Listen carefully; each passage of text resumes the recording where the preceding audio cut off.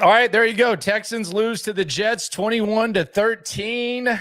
It is the Locker Room post-game show. You can catch my night stream 10:30 Monday through Friday. This is obviously a special edition. You can catch me on SNL with Cody Stutes every morning. Special time tomorrow with the Thursday game. We're going to be live at 9 a.m. I mean, the reality of this team right now is, on one hand, you look at the Texans and you say, okay, they're 6-3. And I'm sure DeMeco is going to say we're 6-3. We're good. I'm just going to ask you, how does 6-3 feel?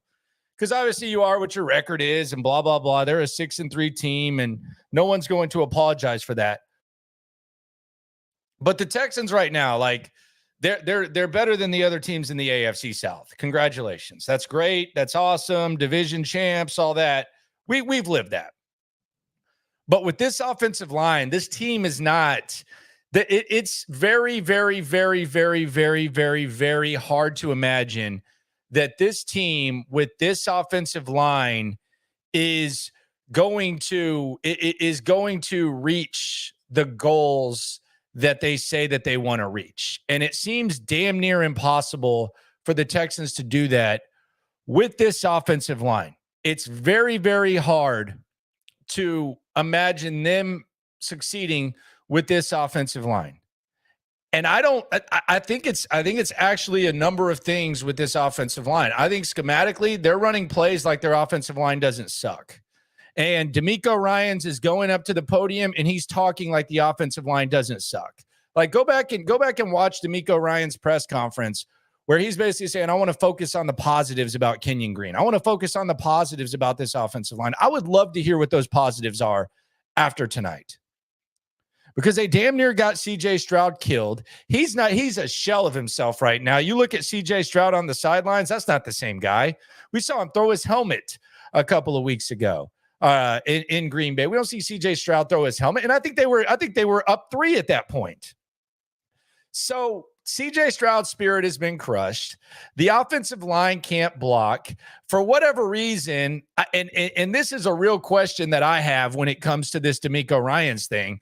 And I'm a DeMeco Ryans guy. And I'm going to preface this by saying there's not a single coach in the NFL that I would trade DeMeco Ryans for. I think DeMeco Ryans is doing as good of a job as you could expect. I think DeMeco Ryans is going to be a better version of himself as time goes on. But right now, like, if you were one of the people who said that you didn't want to hire DeMeco Ryans because he's not an offensive-minded head coach, I think you might be able to bring that argument back to the forefront. And here's my reason why. If the equivalent of Kenyon Green was happening on DeMeco Ryans' defense, how do you think he handles it? How do you think he handles it?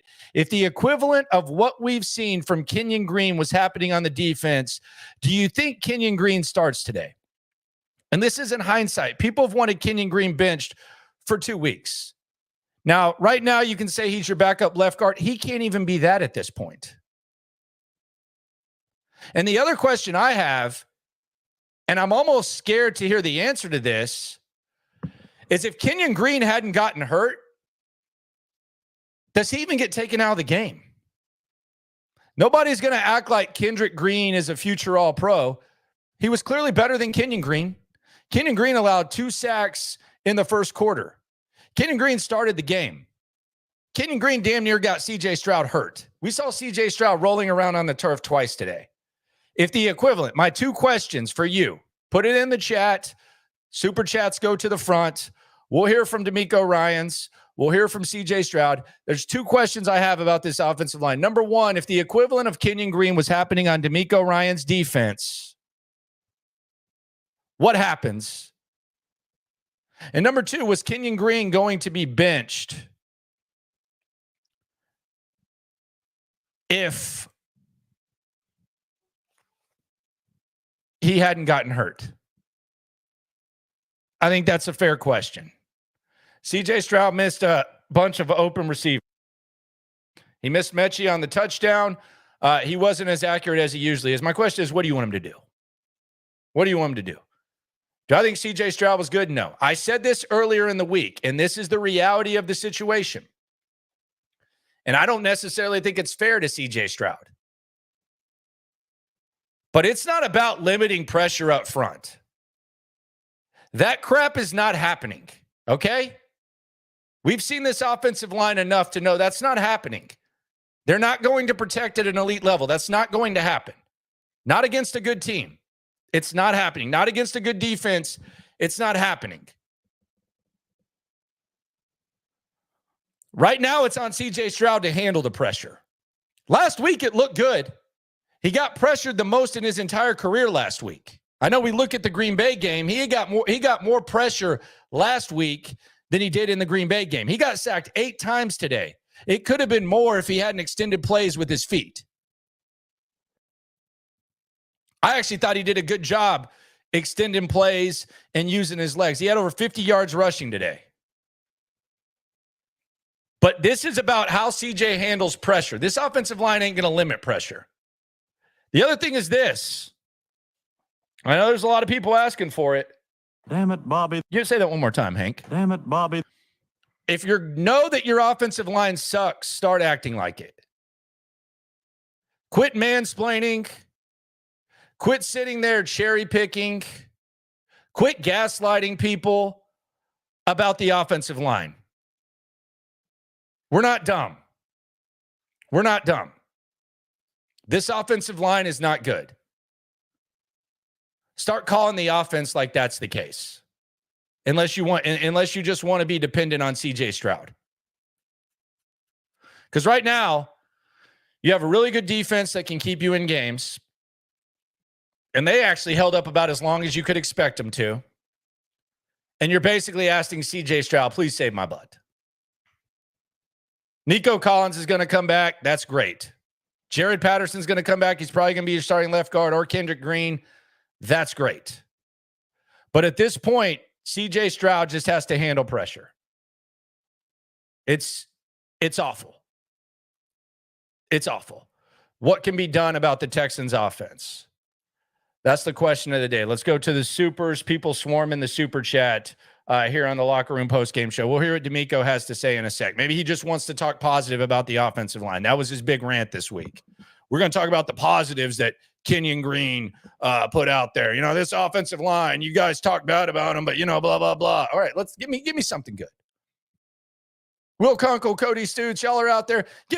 Ask DeMeco to lay out the positives from the offensive line today. Let's hear it, man. Let's hear about the positive reps of the offensive line. Because, by the way, here's the other thing. I know the run blocking is better than the pass blocking, which I would almost rather it be the other way around. If you told me that I could have last year's offensive line that was kept together by duct tape and thumbtacks that was good at pass blocking and not good at run blocking, I would be fine with that. In this situation, I would rather have that. And quite frankly, I think Joe Mixon makes the pass blocking or the run blocking look better. T on the super chat. Uncomfortable conversations need to be had about the entire coaching staff. Got schooled by an interim coach. Nick has to act. I don't know what that means. I mean, you appreciate you swarming the super chat. You ain't never hate. Swarm. I mean, who do you want? Do you want to fire someone? Who do you want to fire? Like the entire coaching staff? Who? The offensive line is a personnel thing. Buying this whole offensive line is a personnel thing. It was better last year with backups. It's a personnel thing. I don't know who you single-handedly point to. I have no idea. It's a personnel thing. No, it's nothing to fire the offensive line coach about. That's what the offensive line is. Raphael on the super chat says, F them picks, bring in some help, O-line liability. Yeah, I mean, I guess. I mean, who do you want to trade for? You want to trade for a guard? You want to trade for a tackle? You got 2 of the highest paid tackles in the league. Center? What do you want? Like, what makes this better? It might be schematic too. It's time to probably have that conversation. Right now, they're playing like injuries are off. They're playing like they're playing Madden and injuries are off, and CJ Stroud just has to go be a hero. And no matter how much he gets the shit beat out of him, it doesn't matter because he's not going to get hurt. You're playing with fire. I don't like putting that into the atmosphere, but if you put Kenyon Green out there, you get what you deserve. And that's unfortunate, but that's just the reality of it. You get what you deserve. How many times does this team get sacked out of field goal range too?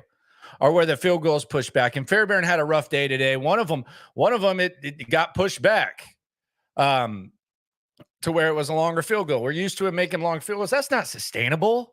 You're relying on your kicker to make 50-plus yard field goals all year. That's not sustainable. That's rare. There's a reason we've been talking about Fairbairn kicking better than he has. And then he missed the field goal earlier. And by the way, at the end of the game with 1:20 left and 2 timeouts, kick the field goal there. He's going to have to make a kick. It at least gives you a chance to where you're not dependent on the onside kick. They ended up doing it on 3rd down. Damn near 40 seconds later. They weren't even taking shots at the end zone. It was pathetic. Absolutely pathetic. What do you think, Hank? Damn it, Bobby. Yeah, it was awful. Devin says, absolute bleep show. Wasn't good. Wasn't good. This was a game, though, that you kind of, I didn't necessarily expect them to win, but the way that went down, it's frustrating. JB, this O-line is trash, and it's on Nick. He drafted Green, mistake, and could have fixed it, but hasn't. Worst mistake. Many bad investments. It's ruining CJ. Yeah, he's broken. Now, I know that CJ didn't play well, but he's broke. His spirit's crushed. He's going to go up there. He's going to say the right things. He's going to say that, he still believes in these guys. Nobody believes that. Nobody believes that this you believe in this offensive line. We can see CJ Stroud on the sidelines. He does not believe in this offensive line. He shouldn't. Getting him killed. He's running for his life. He has no time. And you're among the top of the league in investment in the offensive line. It's pathetic. AJ on the super, not to be that person, but glad Green got hurt. Okay. I do wonder, was he going to stay in the game? By the way, this is crazy, but Kenyon Green leaves the game. The Texans go score a touchdown. That was the second touchdown that the Texans had scored with Kenyon Green off the field up to that point. That was the second touchdown that they'd scored. They've scored 2 touchdowns the last 2 games. Both of them were where Kenyon Green was off the field. The first 2 times that Kenyon Green was off the field, they scored those 2 touchdowns. The only touchdown they had with Kenyon Green, the drive started at the 7-yard line. It was after Anthony Richardson's interception. That should tell you something. Ryan Justice, DeMeco needs to have a come-to-Jesus meeting with Slowick. No second-half adjustments, no answer for protecting Stroud, no consistency in staying with players who are playing well. They are ass in the second half. They are trash. I think they still have 3 touchdowns on the season in the second half. They are terrible. And on the flip side, you see the Jets. The Jets come out, and we talk about how bad that Jets offense is. The Jets come out. They have 3 different wide receivers, Devontae Adams, Garrett Wilson, and Mike Williams moved the chains. Then they get a touchdown from Garrett Wilson, and it's almost like they went in the half and their coaches figured something out. Because the Jets offensive staff, which who knows what the hell's up with that and what's going on there, they went out there. I think the Jets now, just in that second half that we just watched, I think the Jets scored at least half as many touchdowns as the Texans have all season in the second half, if I'm not mistaken. Last week against the Colts, the Texans, they didn't score a touchdown. The Texans have 3 touchdowns this year in the second half. 3. Now the Jets scored 1, so they scored 1. But the Texans have 3 touchdowns in the second half this year. 3. That's pathetic.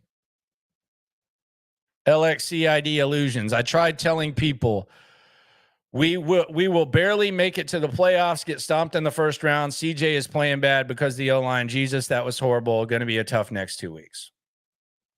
Yeah, they're not even close to being a team that you can think is going to beat Baltimore or Kansas City or a good team in a playoff situation. You talk about these second half adjustments; those only intensify in the playoffs. That's where it matters most. That's where these coaches make their money. Your offense has 3 touchdowns. You're 6-3, and your offense has scored 3 touchdowns in the second half. Think about that. That's why I asked at the start of this, how does 6-3 feel? Because it could easily, like they easily, outside of the New England game, they easily could have lost every game that they played this year. Easily.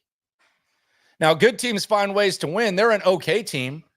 They're the best in the AFC South by far. But that wasn't the goal this year. The goal was to get up there with the Kansas Cities, the Baltimores, the elite squads. They're not there. They're not even close. Rick says 8 sacks and 19 pressures more than a Green problem. I don't disagree with you, but you can't solve all the problems. And this goes back to like what I hear on Reaction Monday when you say something and it's like, well, that's not the biggest problem they have. That's a fixable problem. With what you have right now on the roster, that's a fixable problem. To make it at least better or figure something out. And maybe all bets are off when it comes to that, but that's a fixable problem. I think I get what you're saying, but to just roll the same 5 out there and not make any changes, who gives a rat's ass if it's not a Green problem? You're not changing anything. You know?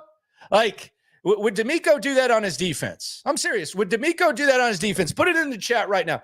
If his defense in 26 games now we're performing like this offensive line has and how this offensive line has performed, would DeMeco let this happen on his defense?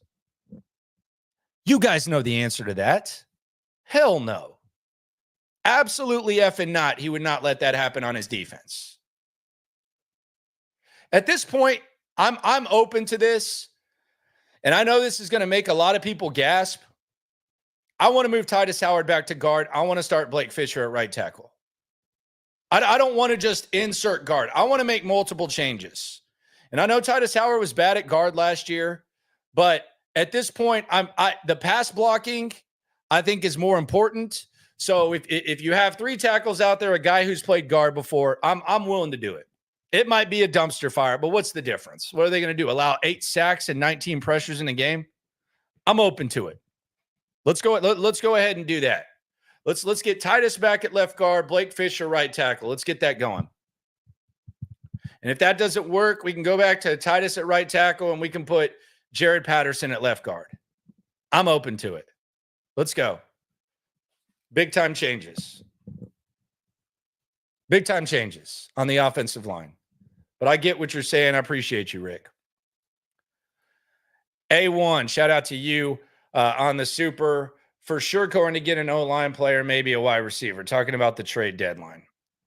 Maybe, don't know.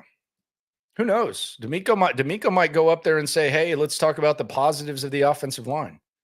Like he did this week. Let's talk about the positives of Kenyon Green. All right. I'm waiting. CJ was seeing the ghosts after the beating he took all night. The entire O-line has to be reworked. DeMeco needs to call them out tonight. Look, DeMeco doesn't need to call them out. That's not in his nature. He needs to figure out what to do with Bobby Slowick and what to do along the offensive line. He does need to do that, but he's not going to go to the podium and call out the offensive line. I just don't like the gaslighting of let's talk about the positives with Kenyon Green. Like people don't know what's going on, and there's just like some sort of like big negativity in Houston. I mean, it's a pretty friendly media, quite honestly. Like let's just be 100% serious. Not everyone's going up there and asking like tough ass questions or criticizing. JB, besides the O-line, the play calling is awful. How many examples did we see tonight? It wasn't good. I thought it started out pretty well. I actually thought the response on the Tank Dell 50-yard pass was nice, but the play calling wasn't good. Young Costa. Pressure up the middle, wide receiver not separating when CJ gets out of the pocket, and the god-awful Wildcat play. It was tough to watch. Still go Texans. Yeah, the Wildcat play was interesting, kind of a little bit tricky. Looked like it could have been pass interference. The reality is, though, the Texans got the break and they got the rock back, and they were unable to take advantage of it and capitalize. It was awful. And let's be honest, like Xavier Hutchinson and John Mechie. Mechie probably should have had a touchdown today. CJ missed him before Fairbairn missed the field goal, which was huge. Game completely changes if CJ makes that throw. But again, he's just not himself. That was effing pathetic from MH We Eat Nation. I think I would agree with that. Jordan Hill, appreciate you, my friend. I'm pretty sure you're just angry, but I appreciate the love. People saying CJ's sophomore slump. CJ sucks. Don't get it. He's running for his life in a clean pocket. He's still concerned of the sack, makes bad passes, fire Slowick. Are people saying CJ sucks? I just think you have to depend on CJ Stroud at this point to heroically handle some of the top pressure in the NFL. I don't know anyone saying CJ sucks. I think the bar is high. I think he has to be the lipstick on the pig that is the Texans offensive line right now. It's a reality of the situation. Mobile Gamer G, appreciate you, my friend. James, the honeymoon is over for DeMeco. It's been over. The expectations have increased. I think even he knows that. Armando Z, O-line sucks. 8 damn sacks is unacceptable. No effort from wide receiver room other than Tank. Mixon is the start of the offense because CJ has no time. Offense is unwatchable, waiting for CJ to get sacked. I think you summarized it. I think that's a good breakdown. Bill Walsh will be proud. T says the offense is 0-9 at halftime adjustments. 3 touchdowns on the season in the second half. Three touchdowns in 9 games. In the second half, they have 1 touchdown every 3 games. That's pathetic. That is, and Bobby Slowick said a couple of weeks ago, yeah, that's something that we're going to pay attention to. Where is it? Because you see teams like the Jets come out and they immediately look like they've at least found something. Saw the same thing with the Green Bay Packers. Like you would think, like DeMeco's defense is actually put in a tough spot with the way that this is going. I thought the defense battled today. DeMeco Autry, 2 sacks. He did his thing. Those receivers, the ghost of Devontae Adams and Garrett Wilson, they ended up getting the job done. Jacob says this interior line is sucking the football joy out of CJ. Unfortunately, our line is so bad that you can't fix it midseason. No, you have to adjust. You either have to adjust or you have to hope. That's what that is. Brandon, appreciates you. Armando, that missed field goal was the icing on the cake. Yeah, that when Kayame Fairbairn's missing chip shots, you know it's not your night. Let's hear from DeMeco Ryans. Appreciate everyone for coming through. We're going to keep this going. We're going to summarize it, and we're going to continue to react live right here in the Locker Room post-game show. Take it away, Coach. Backwards, no matter who was in there. What do you think's happening with the ability to keep it? Not sure what's happening up front. We'll watch the film and see what it is, but obviously we give up. It's the same film. Same film as before. Every drop back or passes. Same film as before, man. You know, we're in scramble mode, so it's just not good enough when we can't operate on time, and we got to get that fixed. CJ was sacked 8 times today. Like, how sustainable is the amount of pressure Thank you. he's been on under? Of course, anytime you get sacked that many times, it's not good enough, right? Don't want our quarterback getting hit. As many hits as we took is not good enough, and you know we got to make things adjust. We got to adjust. We got to change things moving forward. Do you think the Wildcat play is supposed to work? Was that something that with Joe? He had the option to run it as well as to throw it? Yeah, that play there, Joe takes the ball and he's, simulating a run there and trying to get a throw to CJ. Didn't get the look that we want, didn't execute it the right way. Everybody, trick plays are great when you execute them, right? And then everybody's a genius when you run trick play and it doesn't work, then everybody's looking like why you call the play. So nah, I'm sorry, man. Like this whole lazy everything's hindsight type of thing. It's that is kind of the thing that I don't like about DeMeco. I get what he's saying on the surface. It would have been cool. CJ Stroud goes up, catches a fade. Oh, great. That's awesome. But if you would have said before that play and you would have pulled everyone that's double fisting beers on their couch, eating chips, like Tua said the other day, hell, at a bar, barely paying attention, maybe even playing darts and looking up at the game. And you said, hey, it's you're in the red zone and we're going to put CJ Stroud at wide receiver and we're going to have Joe Mixon throw him a fade. I can promise you that before that play is run, 85% of the people and 100% of the people that aren't piss drunk are going to say that that's a bad decision. I completely disagree with that. That's the trick plays. Nah, come on. Don't want to fade to CJ Stroud with Joe Mixon. I come on, coach. It's you take a chance on those plays. If they work, great. If they don't, hey, not so great.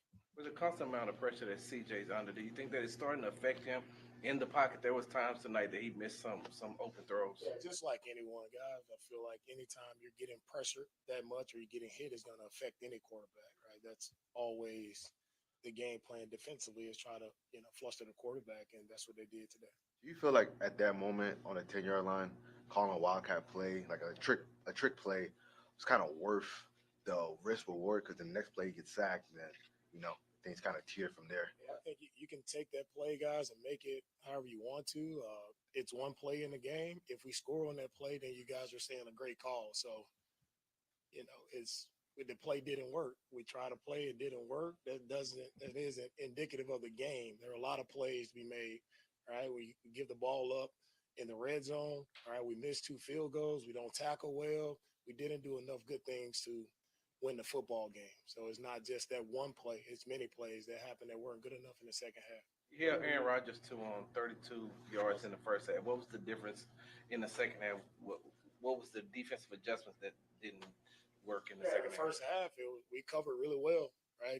This game, we knew it would come down to winning our one-on-one opportunities. Right, we knew our guys would be singled up on the outside. We had to win those one-on-one matchups. We won them in the first half. Came out in the second half, right? We didn't stop the run, and that was the key. That was the focus. That's what we spoke about coming out of the half, and we didn't tackle well. So you don't tackle, right? They could just continue to run the ball, and they were in control there. And when the passes went up in the second half, we didn't win those passes. It was the same matchups we had in the first half. They made plays in the second half, and we didn't. What was kind of like the thought process? That last drive you guys had, CJ gets the ball to round the Jets 25. You guys still have 2 timeouts, a minute 20 left. What kind of went into trying to still score instead of, possibly kicking a field goal with a chance to kick off and still have those 2 timeouts to utilize? We're that close, and we're in their territory that close. We want to try to do everything we can to try to score there and then save some time there to try to get an onside kick and then go down and, kick the field goals. Come on, Chase. Don't take it too far. Don't take it too far. The frustrating part about it is, we to play well in the first half and not come out the second half and not tackle the proper way, not stopping the run, all right? And also when it comes to just everything about it, not protecting, getting the quarterback hit, that's just not good football. So the frustrating part about this is, we didn't come out and we didn't execute well enough to win the game. We didn't make plays in the second half to win the game. So that's frustrating, but that's the NFL. Like if you want to win, your playmakers have to step up and make plays, and that's what we have to see moving forward. How much does not having Will consistently in the second half kind of affect Doesn't help. that defensive shift there? Doesn't help. It doesn't matter who's out there for me. Like it's team football, and losing Will definitely hurts. He's one of our best players, but everybody has to step up and make plays. Seemed like they went to maybe a little bit quicker passing game, some sideways stuff. Is that kind of how you saw it sort of neutralize some of the pressure you guys were bringing in the first half? No, I don't. It's just, RPOs, they were calling them in the first half as well, so it wasn't a huge adjustment or anything that they did. Like, we got to set the edge and come out and tackle on those. Some of those, we didn't set the edge well, and we, kind of missed the tackle. We weren't urgent enough to get down and tackle the guy, so quick passes end up turning into first down. So it all comes back to me, sense of urgency and tackling. How do you feel about that? What they do to slow down Joe in the second half after his big first half? Yeah, for them up front, I think they disrupted up front. There was a lot of quick disruptions in the interior. So when Joe got the ball, there were a lot of, guys right there to make him kind of check his feet. And, we kind of sputtered there in the second half. To end on a positive though, how good did Joe Jeez. play tonight? Joe's been great. End on a positive. How good was Mixon? Joe has touched the ball. He's gotten over 100 yards. And, so Joe is going to find it no matter how well it's blocked. or how not so well is blocked. Like Joe's gonna find his yards, finds a way to get in the end zone. Joe's relentless. Yeah, Joe's a He has badass. sense of urgency. We just need everybody else around him to play the same way. How did you feel about that fourth down, that first play of the fourth quarter, that fourth down call where Stingley gets, illegal conduct? Look questionable. What was just kind of your viewpoint on that play? You can take the fine for me. I'm not gonna go there. It was textbook coverage, honestly, Stingley. Like a coach, a DB coach should show that to show you how to textbook cover. I got you. I got one. You guys have had some trouble. You guys have had some trouble in the second half. The halftime adjustments. What can you say about the consistent issues in the second half? Substitutes. The second half is again, you got to go play the game and you got to make plays, right? It's like not a big adjustment or anything going on. Like we got to execute in the second half, and I speak on executing, right? That's protecting, and also defensively is tackling. Like there's no adjustment to come out and tackle better, right? You got to tackle. If you want to win, you want to stop the run, you got to tackle. Thanks, Coach. Who else is coming in? All right. I think we're going to get someone asked who else is coming in. I'm pretty sure CJ Stroud will be there. And we'll hear from CJ in a sec. Shout out to everyone on the chat. Chat very active, chat very nasty. And it should be after this game, quite honestly. There's not a lot of good things to take away from this. If you're trying to get good things from this, I would say the defense still kept you in the game. Joe Mixon's still a badass. You might have an RB2 in JJ Taylor. So there's that, but other than that, not really much to hang your hat on, I would say. Not a very fun game. Back to the comments. Good God, we got a lot of them. Jordan Hill, where are the quick plays? I'm guessing with the pressure coming, it would be elementary for a veteran OC. Fire Bobby Slowick. He's not ready. So you're going, damn it, Bobby, on me. Okay. Damn it, Bobby. I mean, at some point, do you call the offense like your offensive line's not good? Like, were there any quick passes to the side? Like, have we seen? I'm not saying that Xavier Hutchinson is Nico Collins, but have you seen any like sideways passes with Xavier Hutchinson to maybe get him going? I feel like he's pretty good at those, even with Tank Dell or something like that. Hell, even with John Mechie. Like, it doesn't feel like we're seeing like any resemblance of a coach that's aware that his offensive line is not good. And that's the problem right now. That's the problem. Jordan Hill, where are the quick releases? We just read that one. Nathan, I never thought I'd say this, but give me Jones, Fant, and Dieter from last year. They were better. They could at least pass block. They were better at pass blocking, and I would rather have good pass blocking than Joe Mixon making the run blocking look good. I think Joe Mixon would have made last year's offensive line look good, much like Singletary made it look better than Pierce. 750 plus viewers and not even 100 likes. Come on, man. Shout out to Zombie Ate My Bra. I love that name. Yeah, swarm the like, swarm the super chat. You ain't never hate. Swarm. Last year's offensive line was 10 times better. Offense looks lost. Don't disagree with you. And this is a healthy offensive line too. One Mortal 2, why even do a dumb trick play to CJ? No screens or short passes to get it out. Constant 3 runs, red zone. CJ mentality messed up from hits. Yeah, CJ looks crushed. CJ looks like a very, very upset guy. He looks extremely, extremely crushed. Extremely crushed.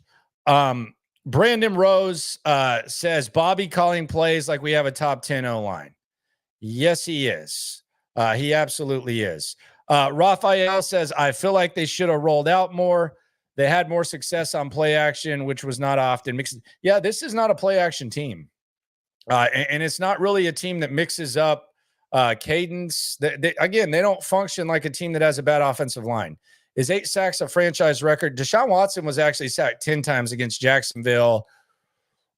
No, he wasn't sacked all 10 times. Tom Savage was part of it too, but Deshaun came in the second half. Week 1, 2017, the Texans got sacked 10 times by Jacksonville. I know that off the top of my head. I don't even remember if that was a franchise record or not, but I remember that off the top of the dome, that there was a 10-sack game for Deshaun. Who knows how many times David Carr got sacked? So no, I don't know that it's it is not a franchise record. It might be the most times that CJ Stroud has been sacked. So there is that. I recall DeMeco benching Petrie last year when he was playing terrible. Yes, he did. He did. They benched Kenyon Green once, and then they put him right back in the lineup. Darth Derp, anybody else missing Dieter and Fant yet? Last year's Band-Aid O-line performed better. And we missed Dieter and Fant. That is sad, but I don't disagree with you. If you don't hit the like button, then you're getting political now, my man. $10 super chat, though. We can get that up there. Then you're a blank supporter. I need some high-grade kush you got after this game. Man, I told y'all I lost my sack last week. Still haven't found it. But I definitely need some after this. There's no doubt. Some of that high-grade marijuana called kush on the streets. Did you know what that was? Ain't no doubt. Me neither. Angel G, shout out to you, mi amigo. Daniel A, in your opinion, if we don't address the O-line in some form, is the season pretty much cooked? There's no way we go on like this. I wouldn't say cooked. I mean, look, you still have – there's not an unbeatable team out there. You just need superhuman efforts from CJ Stroud. You need CJ Stroud to handle pressure at this point, or we haven't even seen this. So maybe Bobby Slowick starts acting like the offensive line is not elite. So maybe we get that. Nico Collins probably gives you a boost. But I don't know that the season's cooked. I do think it prevents you, though, from realistically reaching your expectations. And the other thing is, whatever these second half adjustments are, DeMeco says you got to go out there and execute. Okay. Like that's a two-way thing, my friend. Like DeMeco's defense executes. Like the DeMeco Ryans defense executes. It doesn't matter if the linebackers are out. It doesn't matter if safeties are out. It doesn't matter if one guy's out. Like the defense outside of the Minnesota game, and I think you can actually blame the offense for that. DeMeco's defense executes, and DeMeco Ryans makes adjustments. But coaches got to execute too. So it's like execution is the biggest cop-out that coaches say. We got to execute. No kidding, you got to execute. I mean, you can say that about anything. You got to execute everything. Like everything needs to be executed. But are you putting them in position to execute? Like execution comes down to coaching too. I can assure you that this offensive coaching is not perfect. So they got to execute too, not just the players. I know he's a players guy. I know DeMeco's always going to protect his players respond to him. And if you're looking for something good, they always respond after big losses. That's been the case with DeMeco Ryans. But execution, Bobby Slowick needs to execute too. He needs to get it together. Rob says we only beat the Patriots by more than 7 points. I've been telling people that's not sustainable to beat the Chiefs or Ravens. Yeah, you're not even in the same ballpark as either one of those teams. Not even close. 8-1 if we had a decent O-line and better play calling. I mean, you could be 8-1. You could also easily be 2-7. You could easily be 2-7. This squad, no, that's the NFL, close games, blah, blah, blah. Feels like this team is absolutely stalled. Nick will have a busy week ahead of him to make this team better, but it's tough to see it get better. Like, where do you start? Is it just bringing an offensive lineman? Look before you leap. Appreciate you, my friend. That's good advice. Tayswell, when CJ went out for the fade route, I went to Amazon and bought a punching bag. We're going to need a punching bag this season. See, at least you didn't punch a hole in the wall, or you didn't punch a hole in your expensive ass TV. So shout out to you there. Armando Z, no more excuses. Time to make changes. We didn't execute excuses. Annoying as hell from both DeMeco and B.O.B. Cough, cough, Bobby. Going back to Bobby, huh? Damn it, Bobby. Bobby's not a popular guy right now. 3 touchdowns through 9 games in the second half will do that for you. We're not a real contender even before this loss, but I kept saying our wins were not sustainable. Now I know why we were underdogs. Fire Slowick. Damn it, Bobby. So another damn it, Bobby there. He's got to figure it out. I mean, this guy ain't getting a head coaching job. I mean, maybe he can grow on the job. Maybe he gets better next year. This guy damn sure ain't getting a head coaching job. I can assure you of that. Understandably, throwing the ball with time being limited, but why not run the ball with under 10 yards to go? Wasn't Mixon tearing up their secondary? I don't know, man. Mixon's a beast. Mixon's a badass. Who knows where this team is without Mixon? I would actually like to see him involved more in the pass game. When's the last time they ran a screen?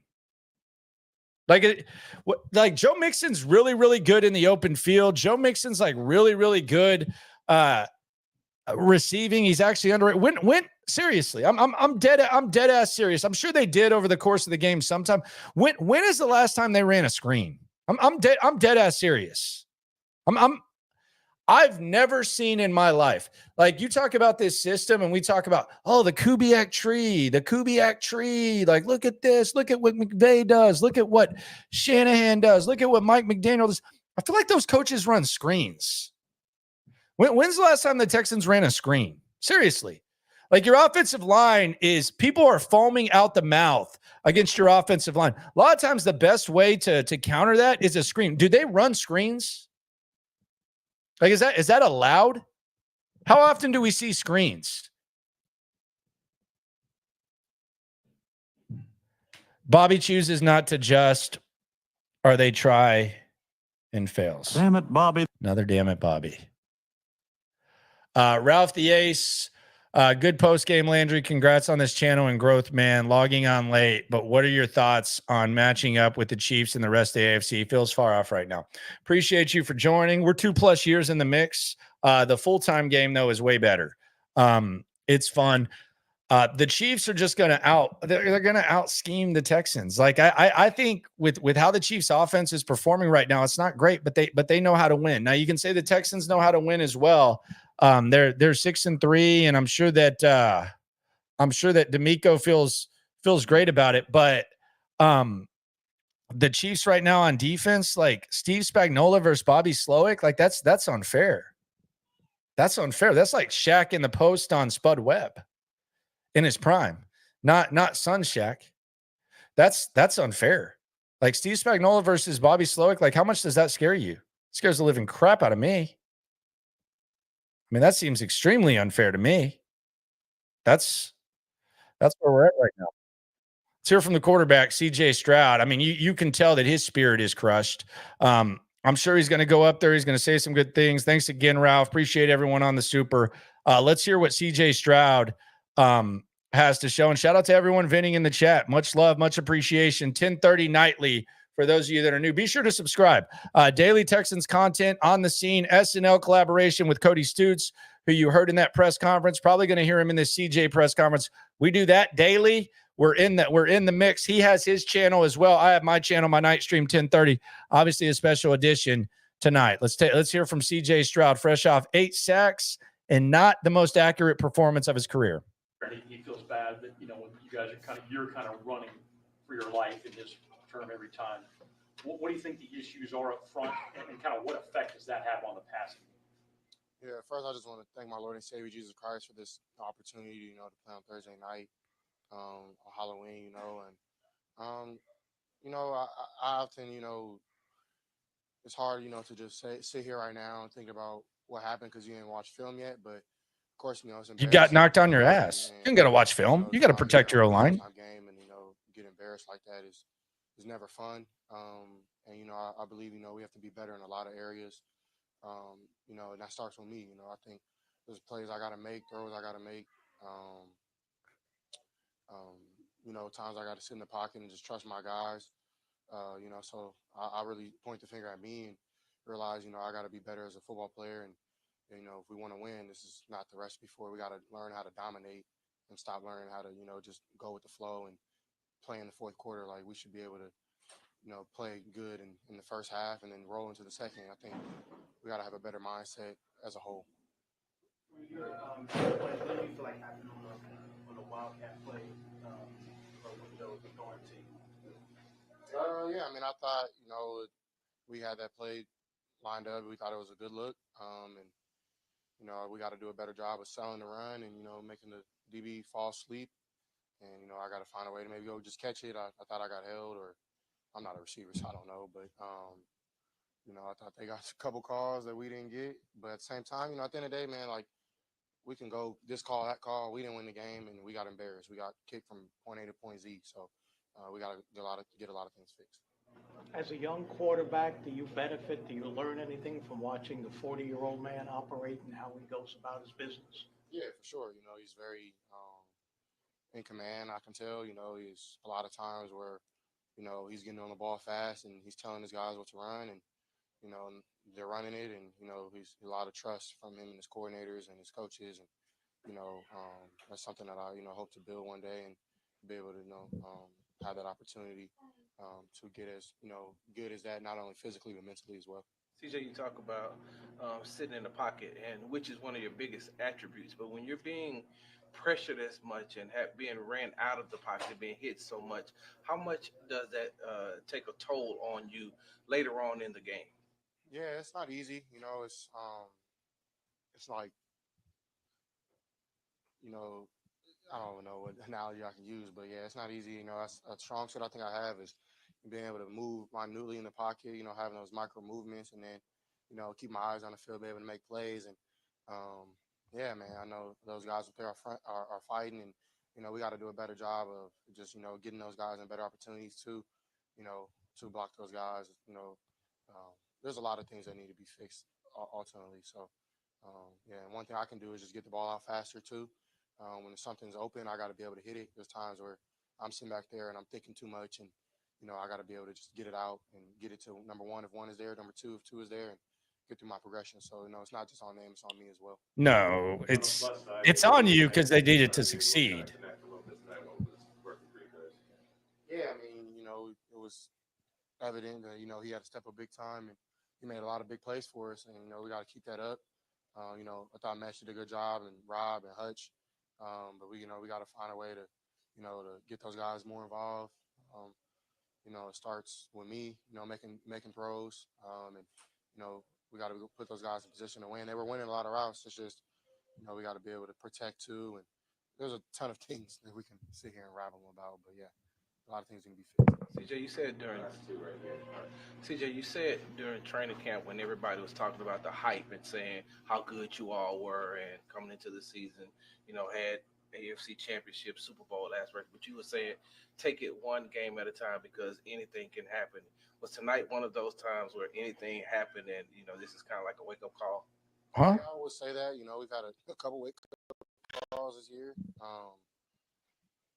I would say, you know, we just got to honestly just Damn, Space City, play really? football better, execute better, stop pointing the finger, and realize, you know, at the end of the day, like, this is not winning football, and we can't keep squeezing our way by every game. You know, we are a really good football team. We have a lot of really good football players. Once we buy into the systems and what is being, you know, coached, and also we got to be able to have leadership to take over. So, you know, I believe, you know, this isn't the end, but this is definitely a great wake-up call for us to, you know, tighten up the ship. And, you know, this is now playoff football is November and December. So we got to be able to, this is going to be the chunk of our schedule. A lot of great teams we're playing on prime time. And, you know, we got to be able to find ways to win.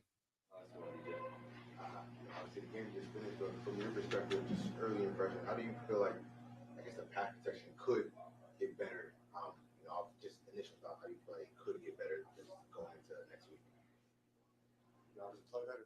All of it. I got to do better, getting the ball out. Got to change the pocket, different drops, you know. And there's a ton of things schematically and scheme-wise we can do. And, you know, we did some of those things, but at the end of the day, we got to execute it. You know, we're grown men. We're paid to play this game. And at the end of the day, when you line up against the guy against you, and you got to win your one-on-one, that was one of our keys of victory. And I didn't do that myself. You know, I always try to win my one-on-one, and I got my butt kicked today too. So, you know, this is a good time for us to look in the mirror, and, you know, now we get a couple of days off and get our bodies back right, and look ourselves in the mirror and really realize, like, what type of football team do you want to be. Could Nico help you all, or is it a little bit bigger? How much could Nico help? A lot. Bigger, you know. Nico's definitely A lot, no doubt. Steph as well. So praying for those guys, and, you know, but at the same time, like, there's things that even if they were out there, maybe, you know, it wouldn't even help. So there's a ton of things that If they were out there, it wouldn't even help. That, you know, the sun will rise the next day and tomorrow, and we'll be able to, you know, play another game next week and be blessed doing it. So, you know, it's not time to hang our head down, feel sorry for ourselves. It's time to answer the call. And, you know, we got guys in that locker room that I believe in, I trust in, and, you know, I think, you know, we're going to be able to be a really good football team. And just, you know, it doesn't define us, but it definitely, you know, is a great wake-up call. All right, y'all. All right, there you go. That's CJ Stroud talking about, I mean, you heard that right there. He said, yeah, it would be nice to have Nico, but a lot of times it doesn't matter whether he's out there or not. When it comes to the offensive line's not good. They're not good. Mark Sanchez, I'd go full George Knox on that O-line's ass. I don't even know what that means. I don't know what George Knox means. Maybe I'm just not pop culture hip. Space City Ballers, without Mixon in defense, we would easily be 1-8. Yeah, you could say that about a lot of teams, though. But I feel you. Rangy Harold, this offense has looked bad all year. Yes, this offense has looked bad all year. Eric Marquez says this has become a venting show. That's what it's for. I mean, you don't sit here and sugarcoat. It's not our job to sugarcoat this. This is bad. Like, so how does 6-3 feel for you? Does it feel like the Texans are a really, really good squad? They're a good team. I mean, they're not trash. It's not all lost. Like, they could end up, they could get better. We're halfway through the season. But if they're just going to sit there and ignore the offensive line, if they're just going to sit there and ignore the offensive line and pretend that they're going to be able to keep calling plays and relying on this offensive line the way they are, it's not going to go well. You're limited. Again, I'm saying this 100 times. It's almost a drinking game. 3 touchdowns in the second half in 9 games. That's terrible. H-Town 94. Man, I miss when we actually ran the Shanahan tree. I miss Dwayne Brown, Seth Meyers, Eric Winston, F. Slowick. Damn it, Bobby. There you go. Another damn it, Bobby. A lot of damn it, Bobbies today. L. Reed, shout out to you, my friend, on the super. CJ's taking more ownership than any other coach. SMH. Yeah, I mean, CJ's saying he's got to be better. It's a damn shame that that's the case. But when are they going to make stuff around him better? That's not dependent on injuries. Because DeMeco, again, I go back to this. DeMeco's defense isn't injury dependent. Now, obviously, like the more guys you have, the better. They missed Will Anderson in that second half. They didn't completely fall off a cliff. I know that the Jets moved the rock, but they still made some plays and they were still battling and out there. I mean, they didn't just look completely lost. Jets ended up outmanning them. And let's also be real honest about this. That was a bigger ass whooping than the score says. Like the score says that. I mean, the guy dropped the damn ball on the 1 yard line. They roughed the punter on 4th down. I don't even think they ended up scoring there. I mean, they gave you an opportunity after a field goal to take the lead with a personal foul penalty. Like the Jets weren't even that impressive. Your offense just didn't get it done. It's not like the Jets went out there and put their best effort out there. Texans were dogs for a reason. Am I shocked that they lost this game? Hell no. I thought this was a schedule. And by the way, that playing surface, I don't know how they continue to allow that to happen, like in the biggest market in the world, where 2 teams play there. But that playing surface is an absolute joke. It's a disgrace that that's still a thing. I mean, what are we doing?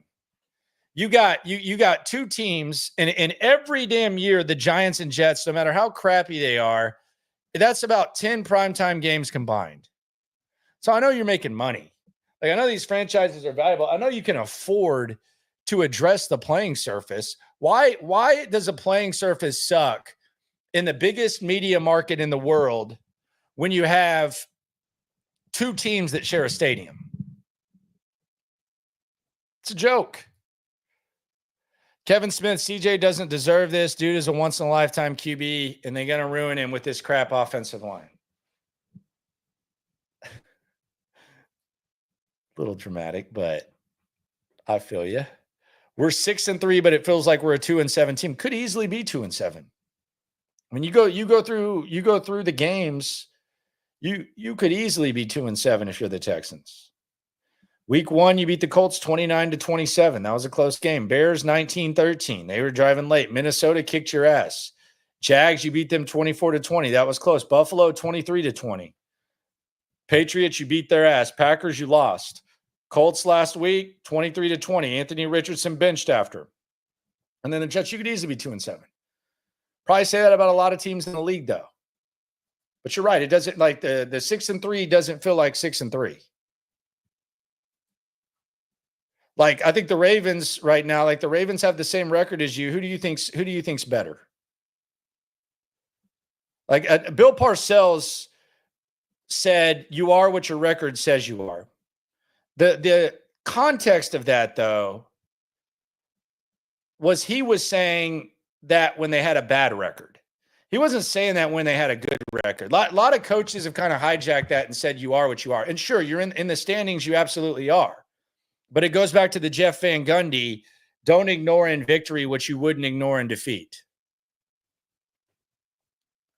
But Bill was saying that when they were had a bad record, and he was saying that's what we are. So he was saying it the opposite. He wasn't saying it to justify playing sluggish and winning games. That wasn't what Parcells was saying that for. People have kind of taken that and kind of hijacked it and said, like when the Texans went 11-5 in 2018, I mean, come on. That was silly. And I remember O'Brien, whenever we talk about it, he would say, you guys don't even know how hard it is to win in the NFL, man. We won the game. I remember he got pissed at me at the Cowboys game or whatever. When Deshaun Watson got roughed up. He got pissed. Oh, I don't know what you're saying. I don't know. That was a fake-ass 11-5 team. Texans, I'm not saying that this is a phony 6-3. You have an elite quarterback. You have an elite pass rush. You have one of the best receivers in the league when he's healthy. You don't have a deep wide receiver room, though. And that's the other thing with like the Diggs injury. Like the reason you made the Diggs injury was because the wide receiver room that you had last year, even with Noah Brown, you did not think they were good enough to compete at the highest level. That's the wide receiver room you have right now. Tank Dell was good today, by the way. Tank Dell was called upon to be the top receiver. Tank Dell played like the top receiver on this team. If Tank Dell can continue to play like that when Nico Collins is there, assuming that CJ Stroud's not on his ass or running for his life and he can actually set his feet and make a throw, that's a good thing. But like 6-3 right now, Baltimore's 5-3. Who do you think's better? Who do you think feels better about their 5-3? Steelers are somehow 6-2. That team will fight they will fight you to the death. How do you feel about them? Now, there's not really an elite team. Even Kansas City at 7-0, their point differential is plus 50, which is solid. That's near the top of the league. Pittsburgh actually has the best point differential at plus 68. You know what the Texans' point differential is? And I typically use this more in baseball because I think it's a good representation. But you know what the Texans' point differential is right now at 6-3? Like how many more points they've scored than their opponents? +1. The Texans, and you'll say, well, the Minnesota game kind of skews it. I agree. But they're +1 right now, the Texans. There are 1, 2, 3, 4, 5, 6, 7, 8, 9, 10, 11, 12, 13, 14, 15. They are 16th in the league in point differential at +1. The Colts have a better point differential. The Colts are +3. They're right in the middle of the pack. Maybe that doesn't matter. Maybe you're finding ways. Maybe that's a sign of a resilient squad. +1 point differential at 6-3. That's not good. That's not good. And look at this. Like this is the representation. Like people, you can roll your eyes at it, but let's just look at the teams at the top in point differential. The Lions, they're +100. The Lions are +100 through 7 games. They've played 7 games. The Texans have played 9. The Lions through 7 games are +100.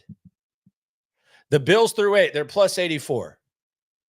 Washington's +69. Nice. Steelers +68. Chiefs +50. Those are good-ass teams. I mean, wouldn't you say those are the best teams in the league? Baltimore's +33. They've started playing better. But if I asked you the best teams in the league, their point differential's high. Texans are +1 through 9 games. That's not good. Kevin Smith on the super chat. Landry, I've got 40+ years of Houston sports PTSD. You've got a lot to be excited about with this squad. Like, this is year 2. They might be kind of ahead of schedule. I mean, they got through the mud very quickly. Like, it's cool that we're bitching about a 6-3 team. I don't take that for granted. It's great. Like, you remember a few years ago, and this was kind of symbolic today. That stadium today for the Jets was half empty. The Jets right now, Jake Asman, shout out to Jake Asman, and his YouTube channel. And by the way, speaking of that, be sure to subscribe, like, right along. Be sure to like the video. Much appreciation on that. He was asking people that weren't using their tickets to transfer the tickets to him so he could get them to someone who wouldn't normally be able to go to a game. He stole that bit from me because I was doing that when he was in town as well. And you know when I was doing that? I was doing that in 2021 and 2022 when the Texans were the laughingstock, the Lovie Smith, David Culley era. At one point, I had 200 tickets in my email. I'm not kidding. I had 200 tickets in my email. That's how easy people were giving stuff away. That kind of feels like a long time. Kind of feels like a long time ago. Lovie Smith and David Culley, you barely remember them. I mean, they got this thing going fast. The Deshaun Watson trade helped. The trades helped. Getting CJ Stroud helped. So I don't think this is PTSD yet. I mean, they haven't gotten in the playoffs. They're going to win their division for the second straight year. CJ Stroud's not even eligible for his next contract. The mistakes are kind of clear. They're sticking out like sore thumbs.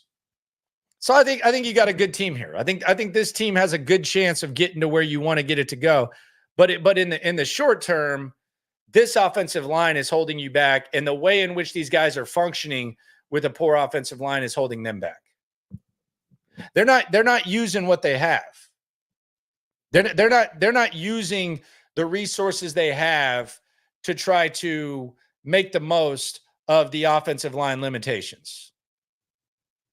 They're not doing that. They're not doing that at all. Rod's just being dramatic. This team reminded me of the David Culley Texans, not going to lie. Come on, man.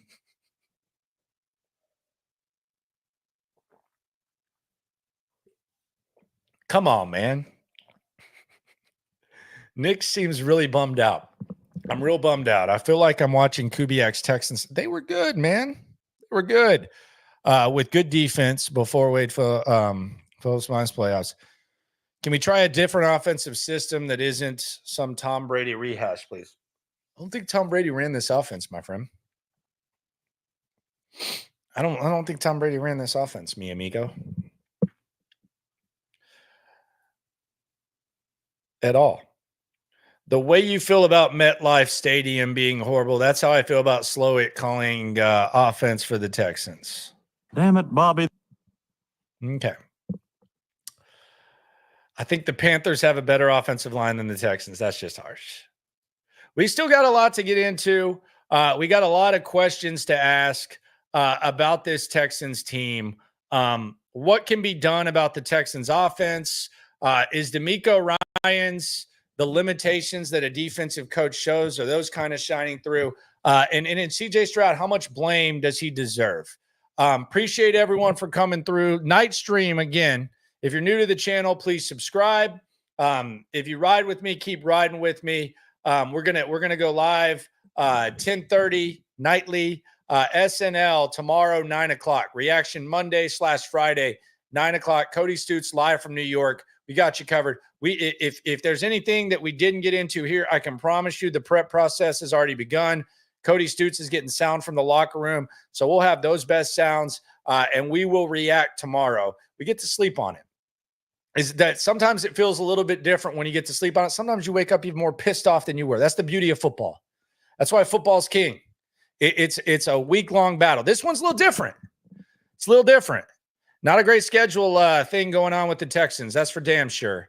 When it goes to the Jets, that's not the place you want to go on a short week. And the Texans just got straight up schooled. CJ Stroud, not accurate. Texans, not good. And we got more to react to tomorrow. Appreciate y'all for coming through. Subscribe, like, right along. Always remember, when it comes to this Texans stuff, we are all in it together. Thanks for joining me in the locker room. Be sure to like the video. See y'all mañana, 9 a.m. Central. Subscribe if you're new. Like if you're not, hell, like no matter what. Happy Halloween, mofos. Bye-bye.